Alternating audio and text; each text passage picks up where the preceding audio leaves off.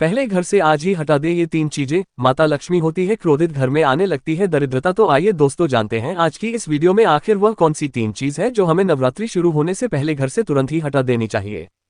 जैसा कि आपको पता ही है कि नवरात्रि के पर्व का इंतजार काफी बेसब्री से पूरे भारत में चल रहा है, क्योंकि इन दिनों में हम माता रानी का स्वागत करते हैं और व्रत रखते हैं। नवरात्रि का महापर्व बहुत ही शुभ और मंगलकारी माना जाता है। नवरात्रि के पूरे 9 दिन गंगा जल की हर एक बूंद की तरह पवित्र माने जाते हैं। ये शुभ समय भक्तों के जीवन में खुशियों की सौगात लेकर आता है। दोस्तों आपको बता दें 2023 में इस साल मां दुर्गा हाथी पर सवार होकर पृथ्वीलोक में पधारेंगी। शास्त्रों में वर्णित तथा मान्यताओं के अनुसार यदि शारदीय नवरात्रि पर यदि मां दुर्गा का आगमन उनके वाहन सिंह नहीं बल्कि हाथी पर होगा तो मान्यता है कि मां दुर्गा का हाथी पर सवार होकर आना बहुत ही शुभ और कल्याणकारी माना जाता है। जीवन सुखमय हो जाता है, भक्ति का भरपूर लाभ भक्तजनों को मिलता है।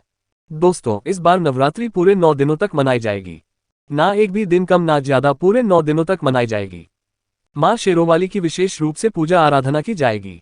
शारदीय नवरात्रि का महापर्व भी इस बार 2023 में 15 अक्टूबर दिन से शुरू होकर 23 अक्टूबर सोमवार के दिन समाप्त होंगे। ऐसे में शारदीय नवरात्रि पर मां दुर्गा की कृपा पाने के लिए कलश स्थापना का शुभ मुहूर्त है। 15 अक्टूबर को दिन में 11:44 से दोपहर 12:30 तक कलश स्थापना का शुभ मुहूर्त रहेगा। मुहूर्त में की गई पूजा बहुत ही शुभ मानी जाती है, जिससे समस्त देवी देवताओं की कृपा प्राप्त होती है और पूजा पाठ का फल कई लाख गुना प्राप्त होता है। ऐसे में जो नवरात्र आने से पहले घर से ये चीजें हटा देता है तो उसके घर में मां वैष्णो का होगा आगमन, मां लक्ष्मी का होगा वास, मां शेरोवाली आपकी झोली खुशियों से भर देंगी। इसीलिए नवरात्र आने से पहले घर से ये चीजें फौरन हटा दें। दोस्तों आज हम कुछ ऐसी ही गलतियों के बारे में जानेंगे जो यदि आपके घर में भी होती है तो मां लक्ष्मी कभी नहीं करती।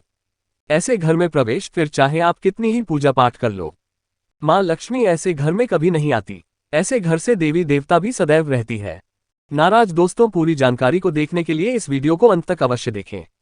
सच्ची श्रद्धा से कमेंट बॉक्स में लिखें हर हर महादेव, ओम नमः शिवाय। महादेव के लिए एक लायक तो बनता है। दोस्तों सबसे पहले नवरात्रि के पहले की मंदिर की अच्छी तरह से साफ सफाई कर ले। मंदिर के अंदर यदि पुरानी मालाएं हैं, टूटी फूटी मूर्तियां हैं, उसके साथ ही खाली माचिस के डिब्बे रखे हुए हैं तो उन्हें फेंक दी तथा टूटी मूर्ति को किसी नदी में प्रवाहित कर दें। घर में छोटे बच्चों को नवरात्रि का व्रत नहीं रखना चाहिए, इससे उनकी जान को खतरा हो सकता है, क्योंकि इस व्रत में शरीर को अधिक शक्ति की जरूरत होती है। माता शेरोवाली की तस्वीर यदि कांच के फ्रेम की है और वो कांच हल्की सी भी यदि टूटी हुई हो तो ऐसी कांच को बदल वाले या ऐसी तस्वीर को जल में विसर्जित कर दें। छोटी मूर्ति की पूजा करने से, टूटी तस्वीर की पूजा करने से आपकी वृद्धाव्रत आदि सब टूट जाता है, आपका व्रत खंडित हो जाता है। दोस्तों नवरात्रि के 9 दिन बहुत ही पवित्र होते हैं।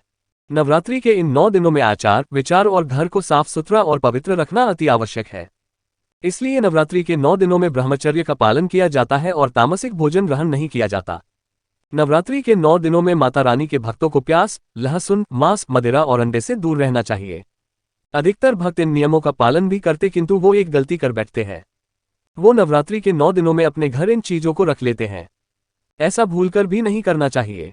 भागवत पुराण के अनुसार नवरात्रि के 9 दिनों तक माता रानी अपने भक्तों के घर में बांस करती है। यदि आप भी चाहते हैं कि माता रानी आपके घर में बांस करे तो आप अपने घर के वातावरण को पवित्र रखें और नवरात्रि शुरू होने से पहले ही अपने घर से प्याज, लहसुन, मीट, अंडा और मदिरा को बाहर निकाल दें। अपने घर साफ रखें। इन वस्तुओं को घर से बाहर निकालने के पश्चात अपने घर में गंगाजल का छिड़काव अवश्य करें।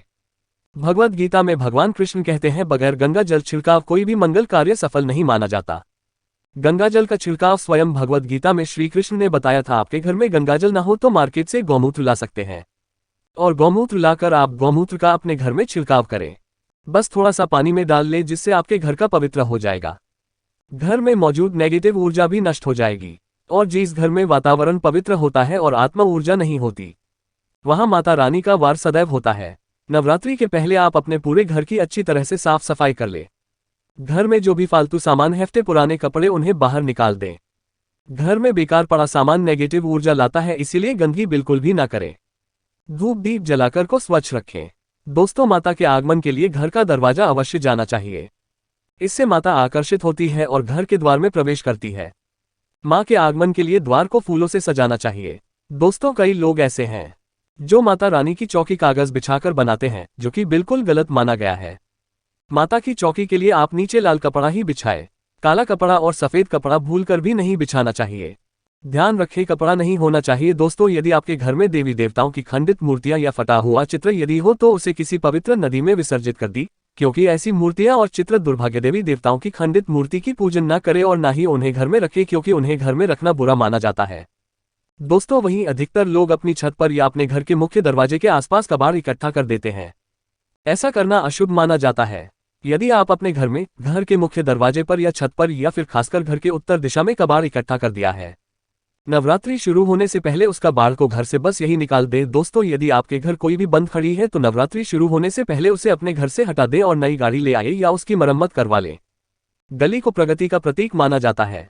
बंद घड़ी समय से पीछे चलने वाली हमारी प्रगति में बाधा डालती है, इसलिए नवरात्रि शुरू होने से पहले ही आप बंद घड़ी को घर से बाहर निकाल दें। दोस्तों, यदि आपके घर के मंदिर में किसी भी तरह का कोई फालतू सामान रखा है, जैसे कि सड़े गले फूल, अगरबत्ती, धूपबत्ती के डिब्बे या माचिस आदि के डिब्बे या कोई भी खाली पैकेट मंदिर में ना रखें, या फिर कोई फटी पुरानी धार्मिक पुस्तक या भगवान की कोई भी पुराने कपड़े जो फट गए या मुकुटमाला जो खराब हो गई है, तो उन्हें आप जितना जल्दी हो सके अपने मंदिर से नवरात्रि से पहले आप अपने मंदिर की और मंदिर के आसपास की साफ सफाई अब नहीं करें, तभी माता रानी की चौकी स्थापित करें। इसके साथ ही आप अपने धन रखने के स्थान की सफाई भी अवश्य करें, क्योंकि नवरात्रि के दौरान मां लक्ष्मी भी गृह प्रवेश करती है। धन रखने के स्थान पर किसी भी तरह का कोई भी फालतू सामान, टूटा हुआ सामान ना रखें। धन रखने के स्थान को मंदिर की तरह ही साफ रखें। नवरात्रि के दौरान माता रानी की पूजा में कौड़ियों को शामिल करें। माता के साथ साथ रोजाना कौड़ी का भी पूजन करें। इसके पश्चात आप कौड़ी को धन रखने के स्थान पर रख दें। ऐसा करने से बरकत सदैव होती है। यदि आपके पास पुराने जूते चप्पल इकट्ठे हो गए हैं तो नवरात्रि से पहले उन्हें घर से बाहर निकाल दें।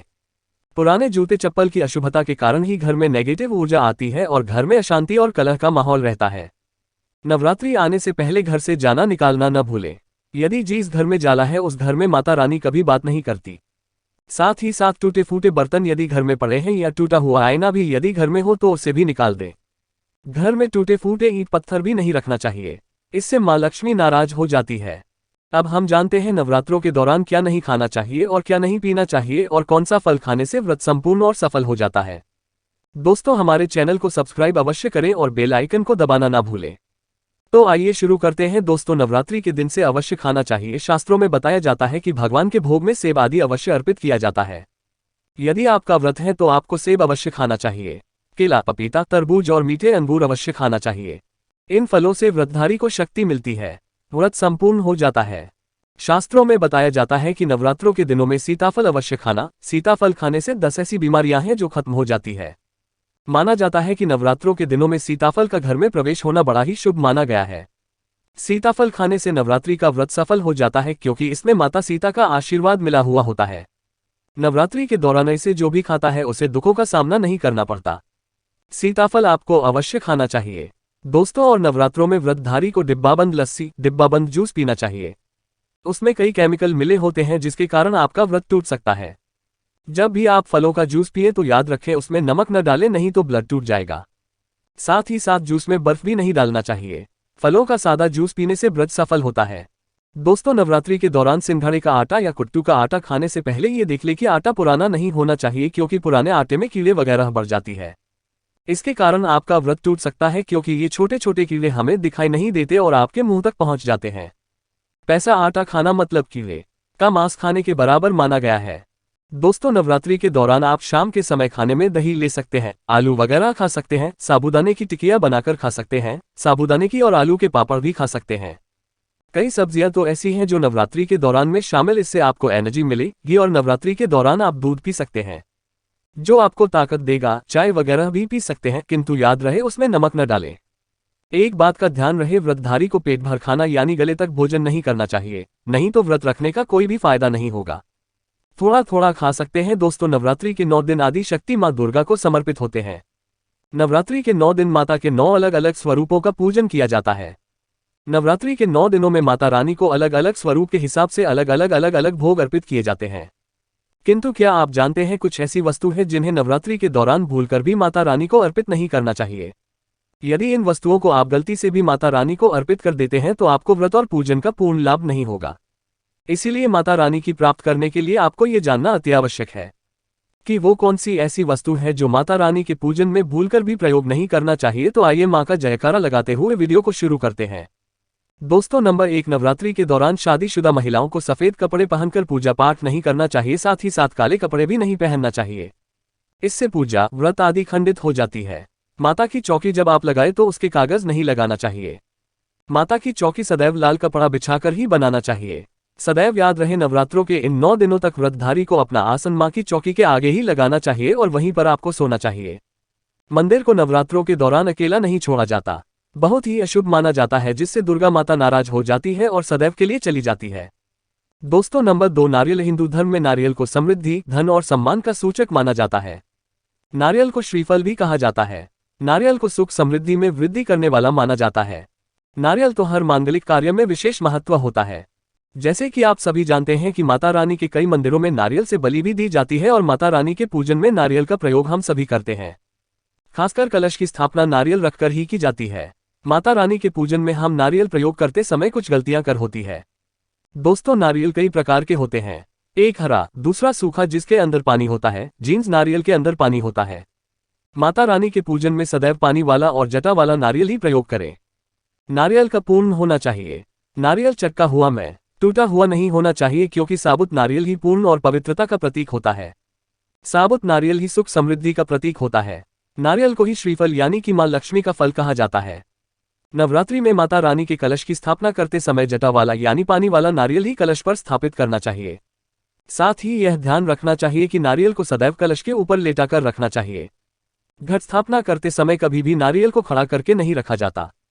नारियल को सदैव लेटाकर कलश के ऊपर रखा जाता है। साथ ही नारियल को स्थापित करने से पहले आप नारियल को लाल कपड़े में लपेटकर उस पर और फिर लाल चुनरी उड़ाकर आप नारियल कलश के ऊपर स्थापित करें। शास्त्रों के अनुसार कलश के ऊपर जब सही तरीके से नारियल रखा जाता है और सही प्रकार का नारियल रखा जाता है, सभी ही व्रत और पूजन का पूर्ण फल प्राप्त होता है। ये भी ध्यान रहे कि महिलाएं माता रानी को नारियल अर्पित तो कर सकती है, किंतु कभी भी माता रानी के सामने नारियल को भूलकर भी न तोड़े, क्योंकि नारियल 20 रूप होता है और स्त्रियां 20 रूप से ही शिशु को जन्म देती है। इसलिए कभी भी महिलाओं को नारियल तोड़ना चाहिए। दोस्तों, नंबर 3, लौंग। लौंग हम सभी माता रानी के पूजन में प्रयोग करते हैं, किंतु लौंग का प्रयोग करते समय एक बहुत बड़ी गलती कर बैठती है। सदैव ध्यान रखना चाहिए कि माता रानी को सदैव फूल वाली लौंग ही अर्पित करना चाहिए। जिस लौंग के ऊपर फूल नहीं होता या फिर जिस लौंग के पीछे लकड़ी की डंडी नहीं होती, उसको आप माता रानी के पूजन में भूलकर भी प्रयोग न करें। फूल वाले लोगों को ही पुनः माना जाता है और रानी के पूजन में कोई भी अपूर्ण वस्तु, कोई भी खराब वस्तु या टूटे हुए अक्षत प्रयोग नहीं करना चाहिए। इसीलिए सदैव माता रानी के पूजन में फूल वाली लौंग का ही प्रयोग करें। दोस्तों, नंबर 4, तुलसी के पत्ते अर्पित नहीं करने चाहिए। मां दुर्गा के पूजन में तुलसी पत्र का प्रयोग करना वर्जित माना जाता है। तुलसी पत्र के अलावा मामला भी माता रानी को अर्पित नहीं करना चाहिए और दुर्गा भी माता रानी को अर्पित नहीं करना चाहिए। दुर्गा भगवान श्री गणेश अति प्रिय है।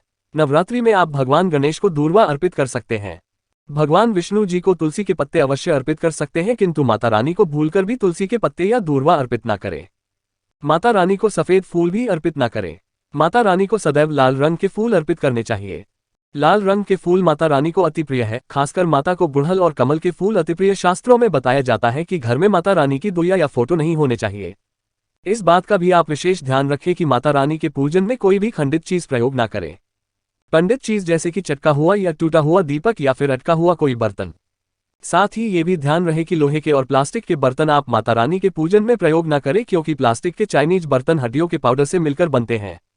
ऐसा ना करें। ऐसे बर्तनों को माता रानी के पूजन से सदैव दूर। माता रानी को जो पुष्प अर्पित कर रही है, उन्हें सुन ही नहीं सुनते हुए फूल या गिरे हुए फूल या फिर मुरझाए हुए फूल माता को अर्पित ना। दोस्त, नवरात्रि के अष्टमी और नवमी तिथि पर कन्या पूजन का विधान है। दोस्तों, वीडियो पसंद आई हो तो कमेंट बॉक्स में जय माता दी अवश्य लिखें। और चैनल को सब्सक्राइब करके